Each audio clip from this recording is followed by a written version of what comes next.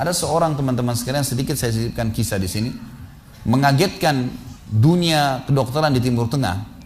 Seorang pengusaha, Masya Allah, punya keluarga yang sangat besar. Dia berpoligami, punya istri yang 4, kemudian anaknya banyak. Perusahaan yang dia tanggung itu lebih dari 20 perusahaan di bawah naungan dia. Orang kaya raya, mampu. Subhanallah, satu waktu di umur 63 tahun dia datang periksa ke dokter. Dia ngerasa nggak enak, sesak nafas. Waktu di foto di ronsen, tiba-tiba dokter yang foto itu kaget. Waktu dia selesai di ronsen, dia katakan, mana tadi pasien yang di ronsen? Mana pasien tadi? Pasien masih duduk di depan. Pastikan pasien ini cari di ruang kematian. Gak mungkin, secara ronsen sudah tidak bisa. Jantungnya tidak berdetak. Orang ini tidak berdetak jantungnya. Subhanallah, pada saat dicek ternyata tidak berdetak betul. Ditanya mana, dokter ini tidak percaya. Dia teriak, dia mengatakan ada orang mati baru di ronsen tapi bernafas gitu kan. Dia panggil telepon teman-teman spesialisnya, kemudian ditelepon datang. Kemudian dikasihlah gambar tersebut kepada temannya mengatakan, mana jenazah ini? Kata temannya yang foto pertama, ini bukan jenazah, ini orang yang lagi duduk.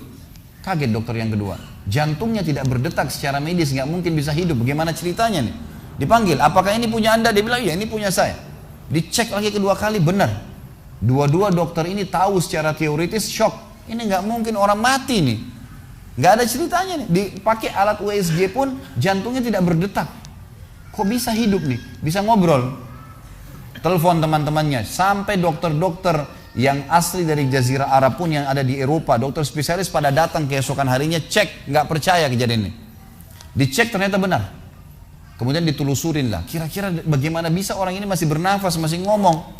Si pasien ini mengatakan, ada apa sebenarnya? Dia bilang, orang seperti Anda nggak mungkin hidup, sudah mati.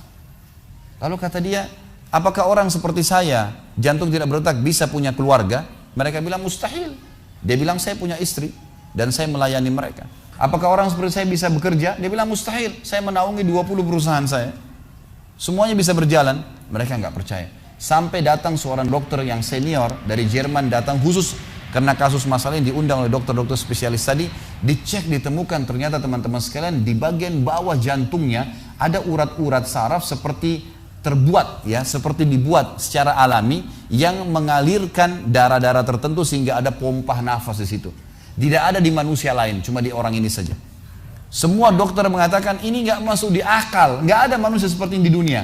Jantungnya sudah tidak bergerak tapi masih bisa hidup karena dari rongga-rongga urat saraf yang keluar itu bisa masuk udara, oksigen dan terpompa, akhirnya hidup dan hidupnya normal.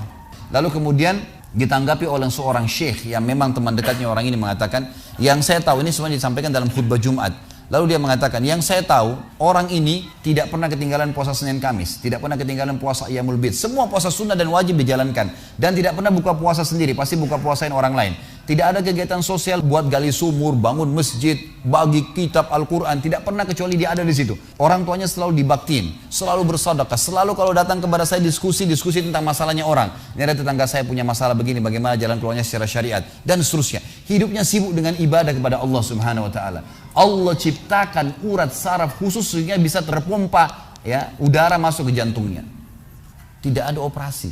Ini yang dikatakan yaj'al min amri yusra. Mudah. Aneh, dokter nggak masuk di akalnya.